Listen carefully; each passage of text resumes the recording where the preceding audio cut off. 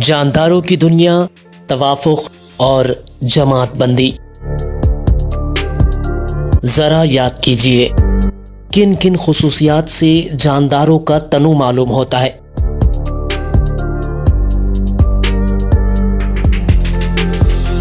زمین پر کئی قسم کے نباتات موجود ہیں۔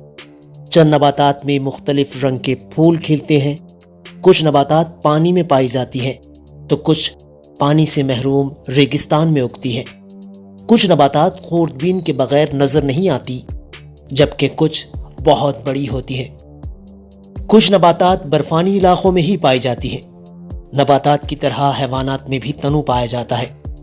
کچھ یک خلوی تو کچھ کثیر خلوی، کچھ فقری تو کچھ غیر فقری ہوتے ہیں۔ اسی طرح آبی، بری، جل تھلیے، فضائی، رینگنے والے اور اس طرح کئی قسم کے حیوانات سے ہماری دنیا بھری ہوئی ہے۔ ایسے ماحول کو دیکھ کر یہ سوال پیدا ہوتا ہے کہ جانداروں میں اس قدر تنوع کس وجہ سے پیدا ہوا ہوگا؟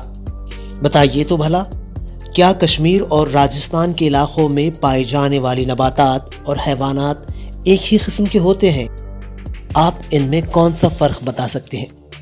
کشمیر جیسے سرد علاقے میں بڑے پیمانے پر دیودار، صنوبر جیسے مخروطی درخت پائے جاتے ہیں، اور راجستھان جیسے ریگستانی علاقے میں صرف ببول، ناگ پھنی جیسے نباتات اگتی ہے۔ اسی طرح ریگستان میں پایا جانے والا اونٹ کشمیر میں نہیں پایا جاتا۔ ایسا کیوں؟ آئیے اب ہم جانتے ہیں توافق، ایڈاپٹیشن یعنی کیا۔ ہر جاندار جس طرح کے ماحول میں رہتا ہے اس سے مطابقت پیدا کرنے کے لیے اس کے جسمانی اعضاء اور زندہ رہنے کے طریقے میں وقت کے ساتھ ہونے والی تبدیلی کو توافق کہتے ہیں۔